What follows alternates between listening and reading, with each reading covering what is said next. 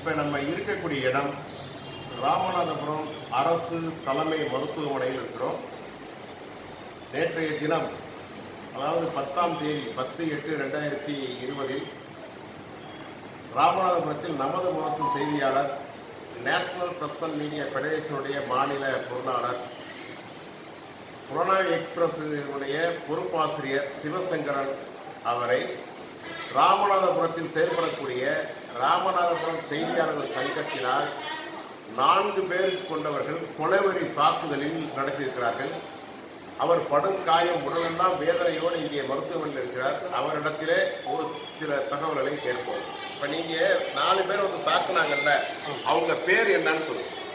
அதாவது ஃபஸ்ட்டு தமிழ் இந்து நாளிதழோட நிருபர் திரு தனபால் அவர்கள், 2வது நியூஸ் 7 டிவி சேனலோட நிருபர் குமார் அவர்கள், 3வது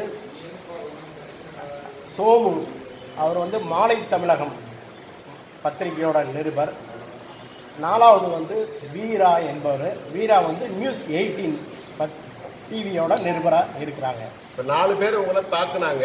இவங்க 4 பேர் சம்பந்தமாக நீங்க காவல்துறையில வாக்குமூலம் கொடுத்துருப்பீங்கல்ல? கொடுத்தோம். இங்கே அதாவது அவங்க அடித்த உடனே எனக்கு மூஞ்சி நெஞ்சிலெல்லாம் சாதியை வச்சு கடுமையாக குத்துனாங்க. நெஞ்சு வலி வந்துருச்சு.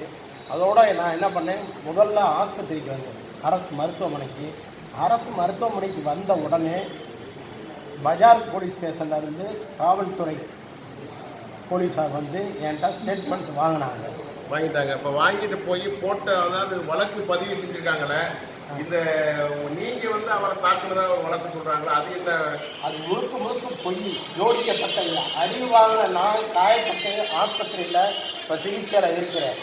எனக்கு முகத்தில் காயம், நெஞ்சு வலி, நெஞ்சில் அடி, நெஞ்சில் வேற காயம் இருக்கு. ஆனால் அவருக்கு எந்தவித இதுவும் இல்லை. அவரை நான் தொடக்கூட இல்லை. ஆனால் பொய்யான ஒரு ஜோடனையான ஒரு வழக்கு.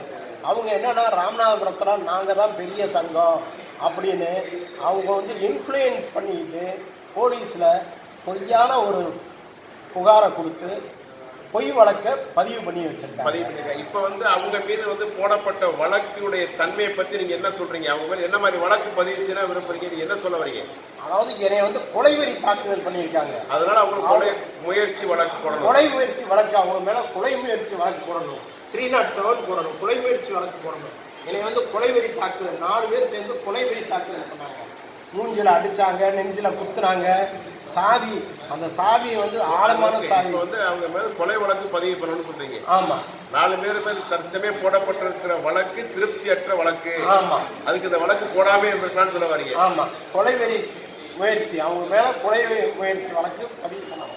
ஓகே, ரொம்ப நன்றி. இந்த செய்தியை நம்ம இணையதளங்களில் பரப்பி சம்பந்தப்பட்ட காவல்துறை அதிகாரிகளுடைய கவனத்திற்கு கொண்டு செல்கிறோம். நன்றி. அடுத்த காணொலி சந்திப்போம்.